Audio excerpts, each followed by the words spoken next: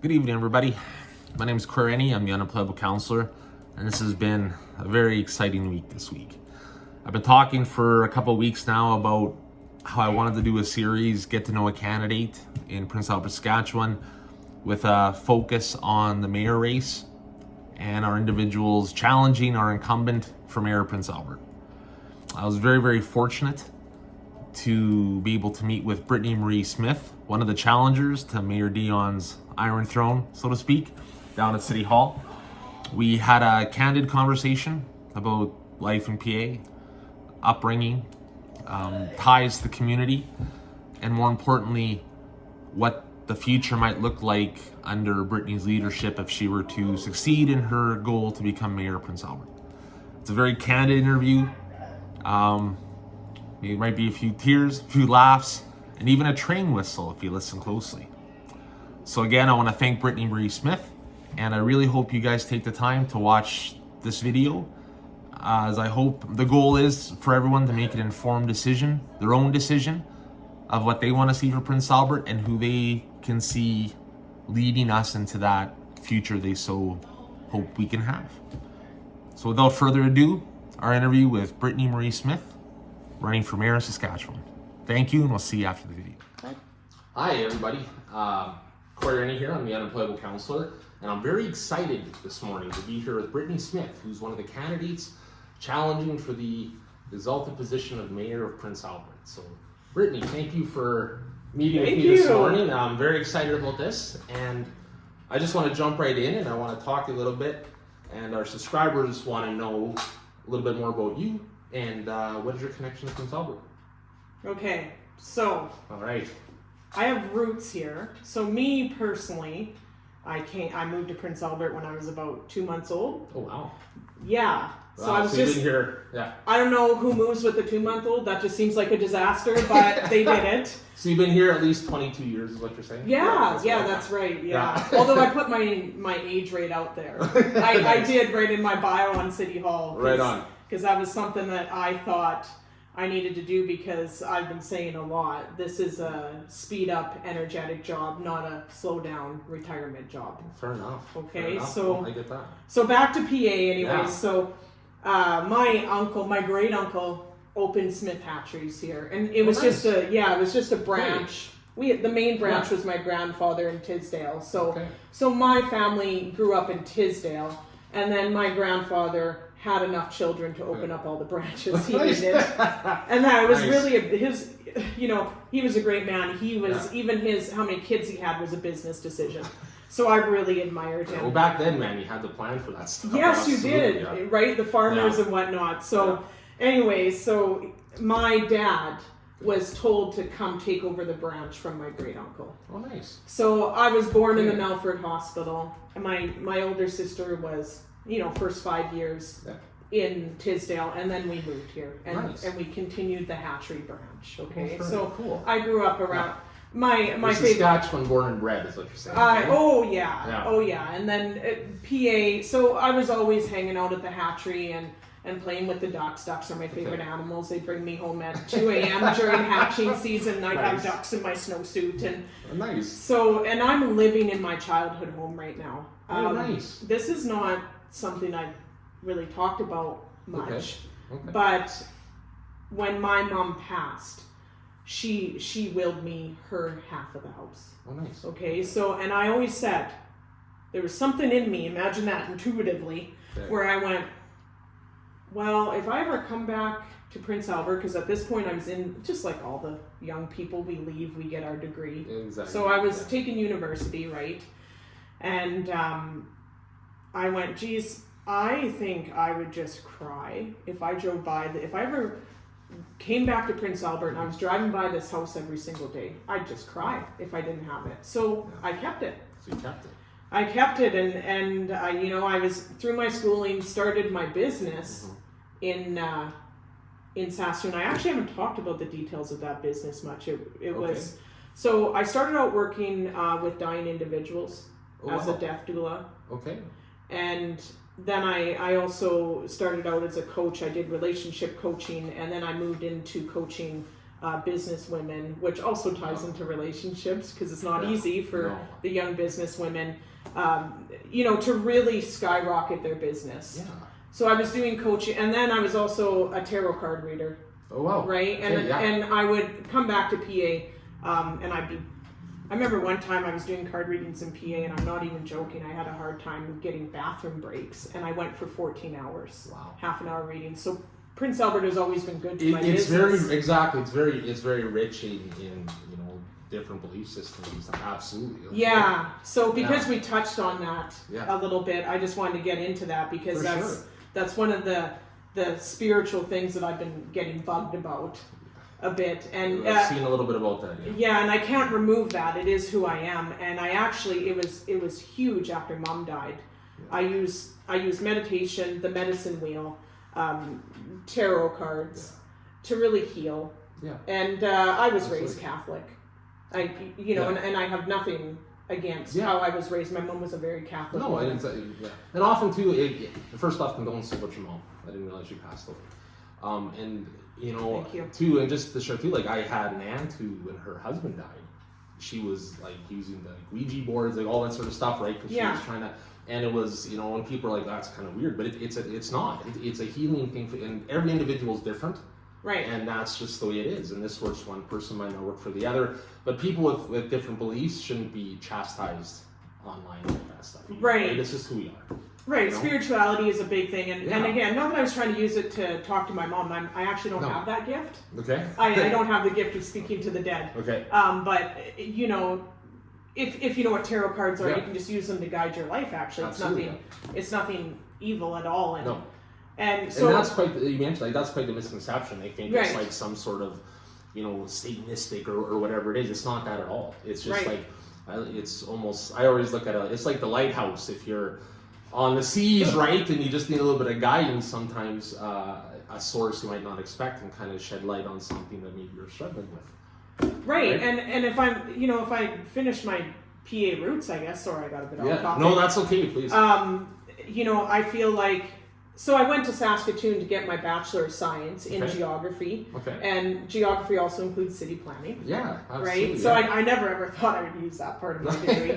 And when I was going through the journey with my mom, the dying journey, I just feel like she'd look at me today and she'd just be like, I told you so. And she'd be laughing because she would have never ever thought that I would have got into anything abstract because I was so logical and by the book, and truly it made me a more balanced person.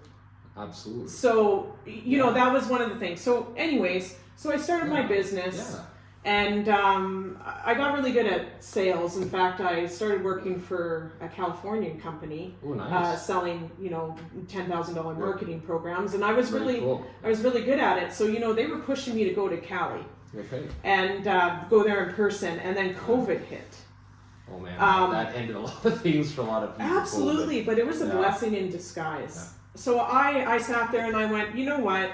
I'm gonna have to find another source of income here. I think the world is changing. Yes. And I went, what do you have to be good at for sales? And then I was always so disappointed in my service from realtors.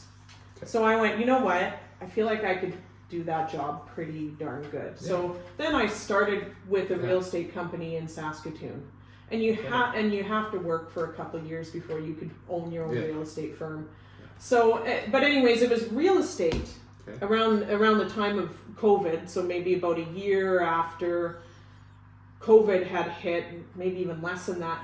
Real estate called me home because, and I was already coming to work in PA, of course. Yeah. But then I had a lot of people who I went to high school with, hey, Brittany, can you sell my house? And then it turns out that PA actually had more real estate for me than Saskatoon. Oh, wow. So now it completely turned.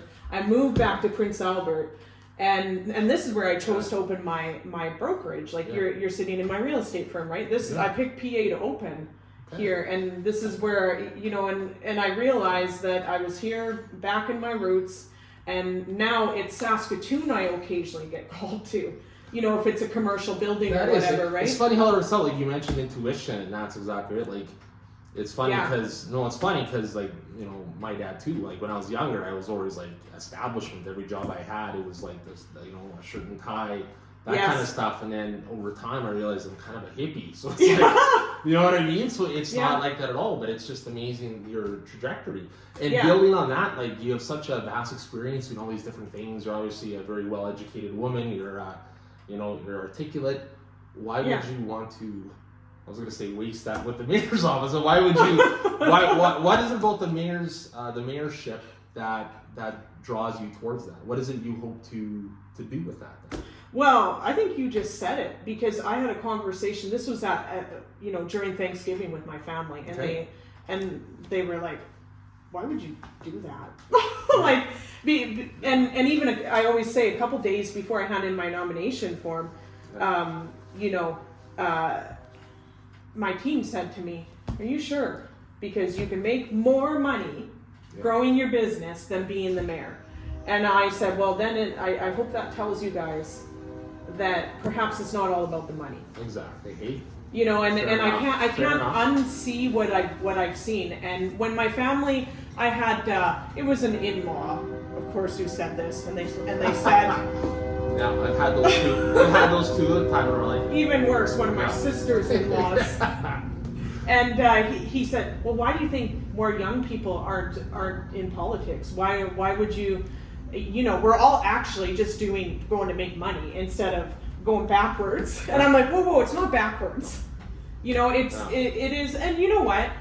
I don't know what kind of benefits might come out of this for my business, but I had one big business guy he said to me, I would never, it could ruin my business. And that's actually the real risk I'm taking is I don't actually know what this is going to do for my business. But you know what? You don't get anywhere playing small. You have to be bold. Absolutely. And that's what I decided. And speaking of vast, because this is another thing I did. After I got my degree in Saskatchewan, I actually worked for corrections while I was getting my degree. Oh wow! And then they hired me as the environmentalist. I started working with offenders, and then I started doing environmental programs and environmental legal regulation across Manitoba, all the correctional institutions, Manitoba, Saskatchewan, Alberta. Okay. So I did a lot of traveling there, and I actually only worked for corrections for about 8 years, but for most of my degree as well. Okay. So that's where I learned a lot of legal stuff. So, because and you have a lot of experience in a lot of different areas that would impact the day-to-day of like running a city, right? You've seen the correctional side of it. Yes. You worked on I'm a small business owner advocating for women for their businesses. Right. The death doula, just the compassion alone for some of those positions is something that people don't realize. I think when it comes to civic politics, especially local politics like we have here, if you don't have a little bit of compassion and intuition and feel the community, right? It's tough to make the right calls, right? Yes. Well, exactly. Is that fair to say? Yeah. Oh yeah.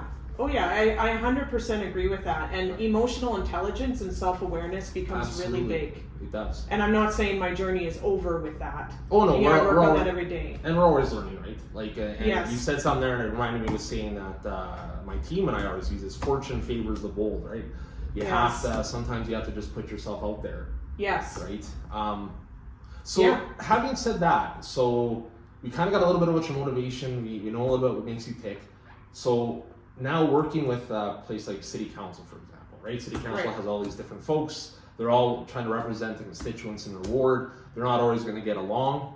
Right. And if you needed something done that they were kind of, not on the fence, or they're on the fence or not exactly for it, how would you handle that situation? How could you make City Council functional?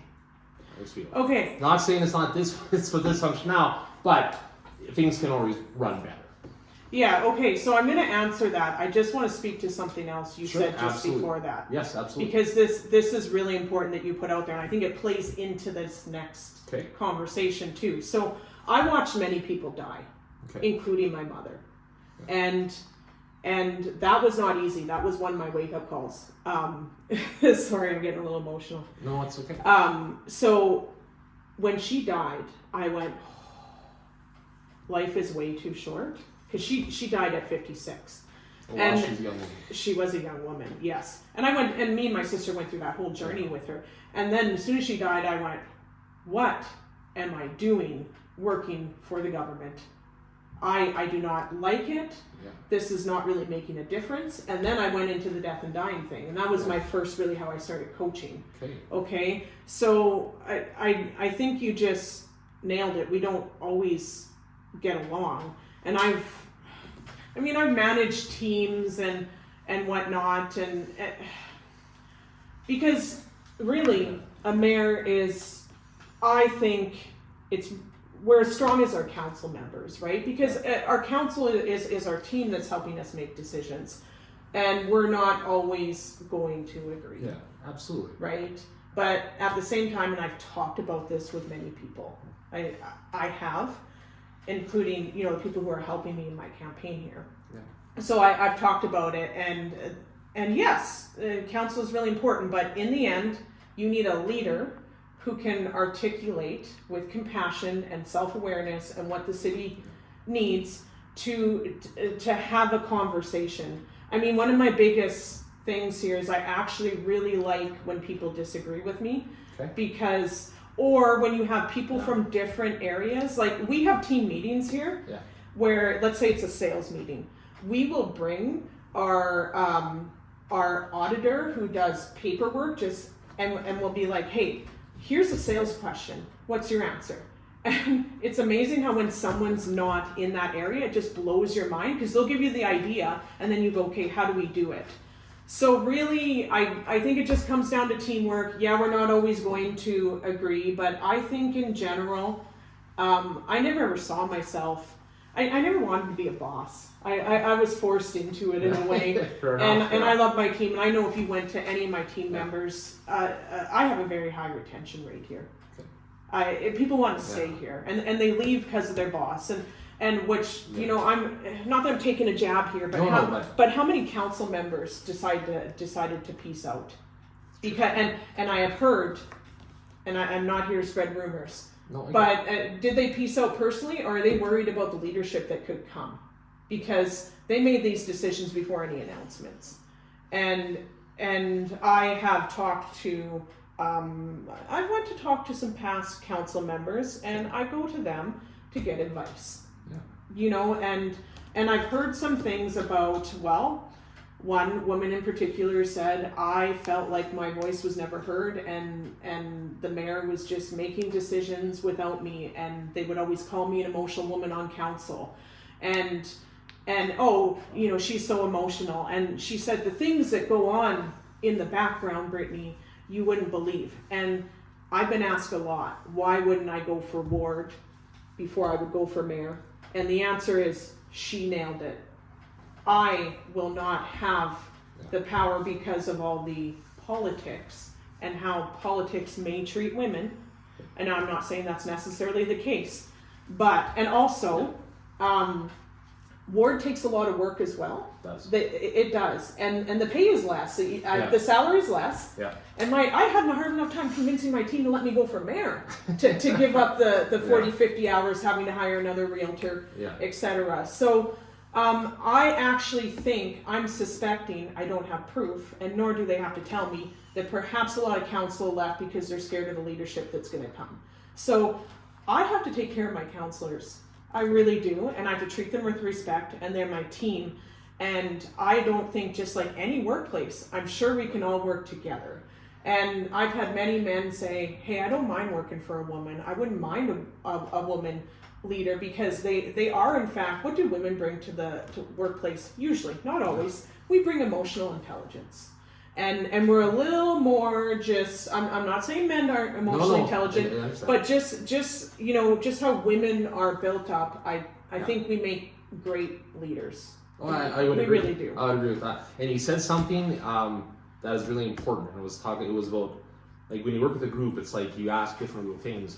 Like, I find with us too, we're the same way, where it's like, okay, look, I get smarter when I have people around me that bring different opinions, different viewpoints, right? I get educated because there's things that you don't know outside that circle, and you're getting that from an individual. So it sounds like you have a real teamwork approach.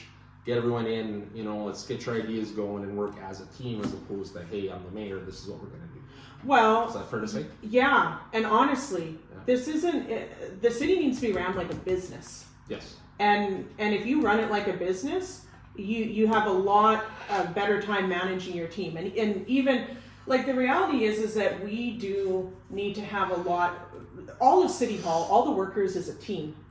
And I've always been I always say, and I kind of said it before you turned on the camera here, that our assistants are the boss of us. Yeah, absolutely. You know, they are so important. They are one of the, I always joke that a good leader is so important to really lead the team. But in the end, the team is doing a lot of the work, and you can't underestimate that. So you have to treat them with respect, and you have to listen to them.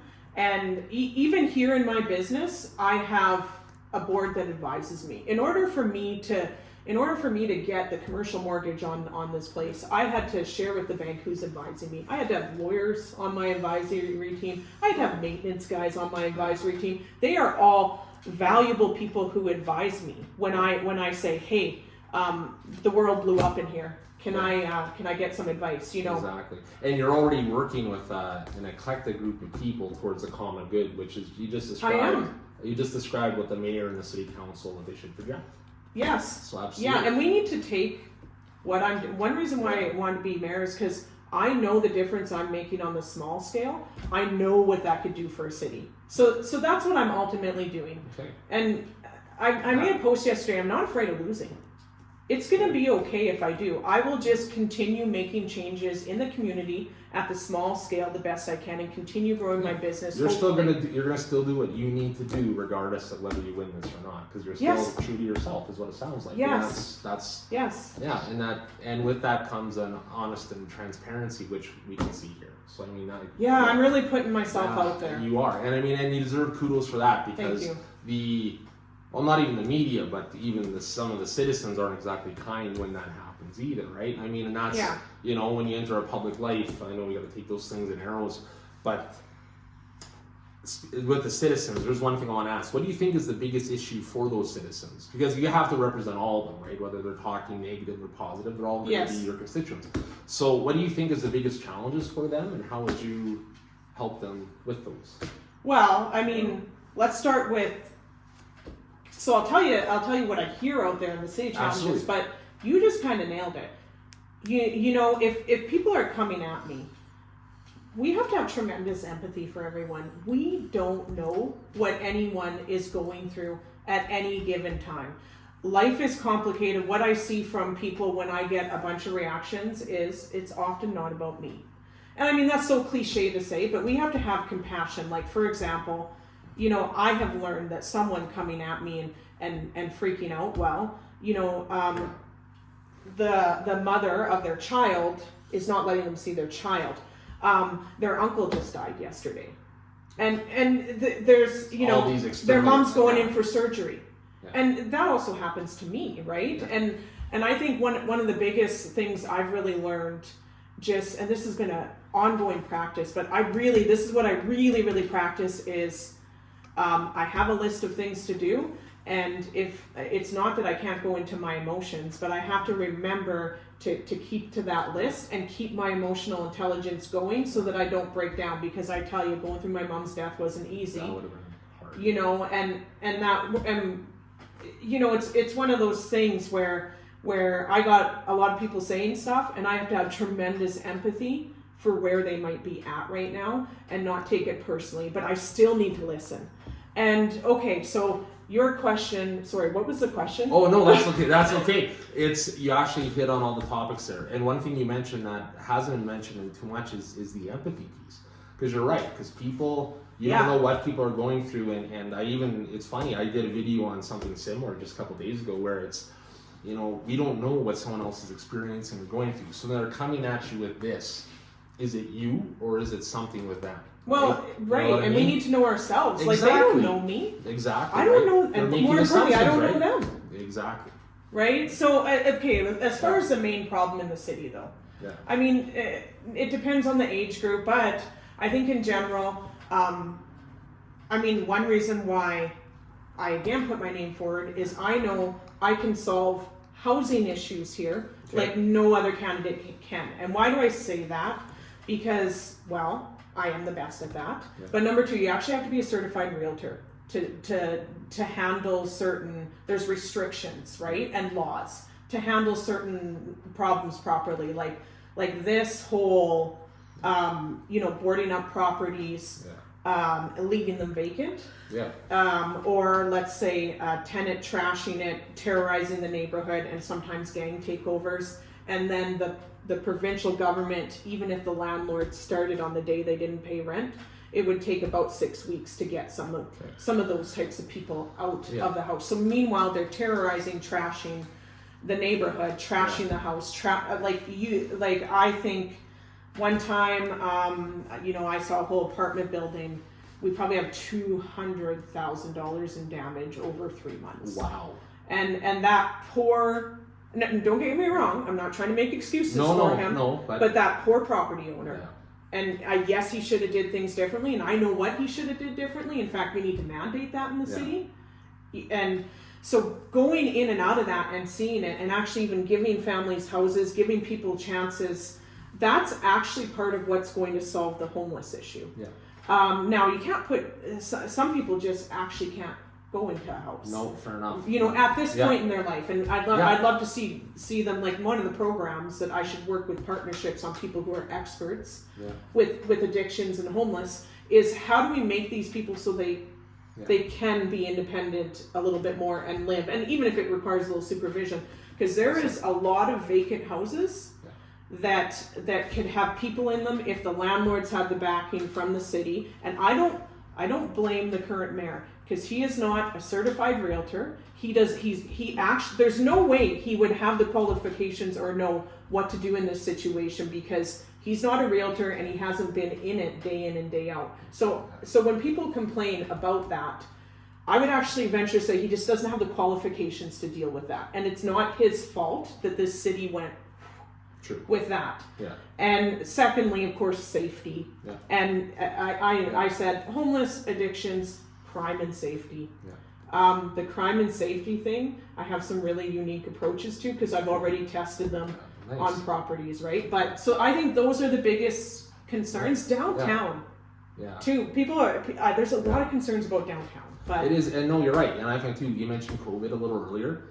I found when COVID hit, it seemed like the homeless population just jumped out of the roof. You go downtown, and even like you go up 2nd Avenue, and that's what I mean. And you hit a lot of good points too. There's the mental health and addictions factor. There's some folks that just, either because of all the bridges that have been burned or whatever, just can't do that. So to have someone who has an eye on, okay, look, this is what housing's like, because it leads to another issue too, and that's vacancy management. Where a lot of times they'll leave things vacant, and it's not just property. I've worked at places where that's how they would try to correct the budget, by having one guy do 4 jobs. You know what I mean? Instead of, you know what I mean? And that's, that might be why I'm the unemployable counselor. I'm not sure. But that's, all those things factor into play, and being able to at least look at it from like a realistic view and say, okay, I know this from what my education is and what I've done, and I know this is the issue, and I think I can help.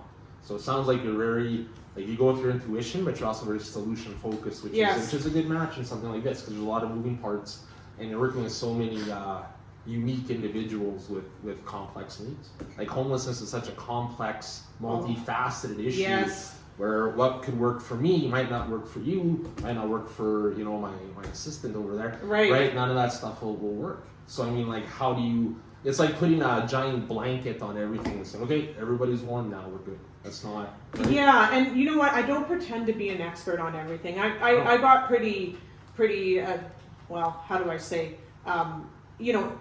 Let's say confident on how I can solve housing issues, and I still am. But I don't pretend to be good at everything. But that's one reason why I want City Hall. Yeah. Is because then we got a team to put on the big scale, and a team to help, including the counselors, because they also come with their own skills. Absolutely. And I always joke around and say even Batman has a team, right? Yes. So I mean, that's kind of how I look at it, right? So I mean, it's all about the people you surround yourself with, whether you succeed or not. And we are in a democracy. It's not a dictatorship, right? So I mean, if you're in a position like that, it shouldn't be, okay, I might have a final say, but we're a team effort to do this. Right. And just you mentioned Batman. He's totally welcome in Prince Albert. I've had that question. Would I support Batman? Good. Yeah, no, totally. Fantastic. No. I heard he's a billionaire. So we need him then. Yeah. So that's good. I guess just one other thing to speak Absolutely, on. I think that is what's missing. Like you nailed another thing that caused a lot of homeless issues that I was a part of. I'm not going to lie. Because I do work for landlords, is when and I talked to the NDP, the provincial NDP and the SAS party, to just ask what their answer was. When social assistance, and I get why they did it, took the checks away from direct pay to the landlords, and then gave it to the person, right, to hopefully manage their money properly. I get why they did it, but I don't. But just like anything, if we don't give people the tools or the education before they make decisions, I don't know if they can make the correct decisions. Well, it's true, and I know a lot of places now that had that system set up, and when that changed, now the landlord was picking them up when their check was there, taking them to the bank to ensure they get their money. So the same thing is, like, you just created more steps for the landlord to make sure he gets his right, money. And you actually, that's correct, but in all honesty, not a lot of landlords were doing that. The ones that...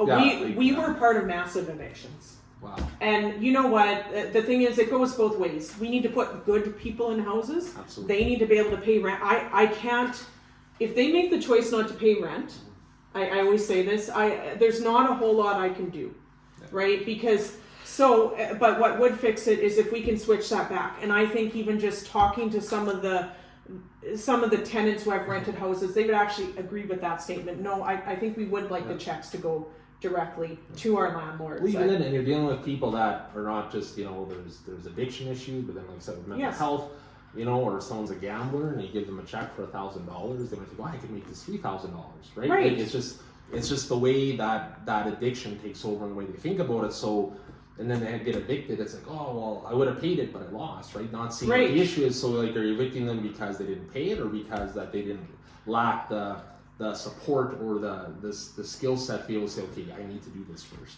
Well, right, think about it. Like we need teams to help us make decisions, because we're all human. But even it actually doesn't even really matter the group. I just got to add to this. A lot of out of town or even foreign landlords, back when foreign landlords were allowed to buy, they made terrible decisions where they bought, and then they continued to make terrible decisions in Prince Albert about not getting proper certified property management. And these are, well-educated people, and no one educated them on the culture of Prince Albert. Well, it's true, and I mean, like, even just go down to the downtown mall. There's a whole stretch where there's hardly any businesses. You have an apartment building on the end that's been boarded out for years now. Yeah. Like, right? Like, I mean, I think just driving around town, we can see what you're talking about. Yes. Right. Yeah, and if we jump to downtown for a second. Just regarding improving that, if you don't mind. No, absolutely. Since you just said it. So as a leasing agent and a commercial realtor, I actually have confidence I could fill downtown with organizations and businesses. Yeah. I could actually do that right now if I didn't have this obstacle. Another reason why I need to get into the city. Fair enough. Fair enough. Well, it's funny because I know when Cornerstone was developed here, I know there's lots of folks I know that are like, oh man, if you can't change downtown, move it, was kind of what they said, which is unfortunate. Right. Because I actually think that's right. And so that's what happened. My obstacle with downtown, even though I say I have the people, I'll tell you exactly what's going on. So for example, I have one Métis client. She'd like to put her office down there, okay? And there was one building in particular that I have one of my, really good, I should say, custom-made security systems. I called in engineers, electrical engineers to help. And some nerds, some tech guys. Fair enough, yeah. Not to be insulting. No, but hey, it's all good. No, everyone loves the Big Bang Theory. It's all good. Right. And you needed that for some of it, because it's literally detecting motion even on the street and telling the live camera watcher which camera to look at. And we had sound to discourage. We actually had a train horn down there for a whole month. Well, I know there was music playing around. Yeah, there was music around the old Arts Center and City Hall there, right? Yeah, but you know what? Cameras are nothing until you put a live camera watcher behind them. Or I guess you know what? They help with the police for sure in the court process, you know. But I think as far as discouraging activity down there, you have to put the live camera watcher on. Exactly, and it's one of those things. If they know there's a camera, they'll adjust their behavior. Well, if there's a live watcher, because sometimes if there's a camera, they actually don't adjust. Because we actually had to start talking to them the building almost got burned down twice. But anyways, back to my story of my client. Yes. And why downtown actually isn't changing right now is so that property owner, I said, hey, I got a client, which of course downtown rent, if you're a commercial, you know, a person looking to put an office, downtown rent is pretty cheap because we want people down there. We can't charge a lot of rent. Yeah. So the property owner goes to me, okay, so you're telling me I got to fix this window, I got to fix the frontage, and then I got to fix the door, and then the window's going to be broken a week later. And so will the door, and they're going to start trashing everything I did on the outside, and I'm not getting enough rent. And I was like, actually, that's a valid point I had to listen to, because a lot of people would be like, that's crazy. You got a tenant. Why wouldn't you put them in there? You'll make money. And he had at some point lost trust in the city that they were going to do anything about downtown. So he said, just leave it vacant. I'm out.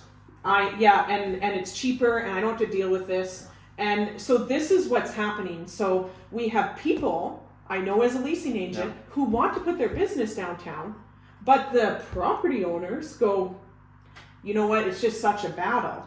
And then the plot thickens. So I was like, okay, so what do? I take my Métis client and I show her a place right by that boarded up apartment building on the corner. Yeah. And this is now just a couple storefronts down from the one with the great camera system. And she goes, Brittany, I wanted that building because it had your system on it. I can watch my elders walk. I can be interactive. They'll feel safe. Right now they don't feel safe. So that's one reason why, you know, I asked to go there. So now she's like, unless it's in that building and we have that system, I'm not doing it. And here's the funny thing, like just to add to this, I don't know if you saw that video that I posted of the truck that ran into the pole that had gotten stolen twice. Right, our camera. Yes. So I posted that. So the woman who got out of that truck who had initially stole it. Okay. Our cameras followed her, watched her change her clothes. She didn't know. And then we were able to tell the police, hey, she changed her clothes to this, by the way. Because that's what they do. They get out, they change their clothes. Exactly. Oh, it wasn't me, it was the guy in the hoodie. I don't know where he Right, so she did a clothing change, didn't know it in one of our cameras, because we basically have half of that block covered. I could put cameras on the rest of that block for very little money, and that block would be completely different for safety. So that was just such an aha moment for me, because I gotta admit, with the property owner, I'm like, what are you doing? But he's right. Yeah. He has lost trust, and then she goes, I want in the cameras, and it was just like, oh my God, my plan's gonna work. And this is They just all proved it, right? Exactly. So that would be my plan. And you mentioned some, because when I've talked to people from downtown, like they say stuff too, like it's like there's the actual, like they'll break windows and stuff, and then there's the nuisance crimes, like defecating in doorways, like stuff like that. And I mean, and safety is the number one thing where people don't want to go downtown. We have a lot of senior high rises down there, and a lot of them don't want to go, downtown for anything because of the fear of being accosted or whatever. Yes, they don't want to leave their buildings. No, absolutely not.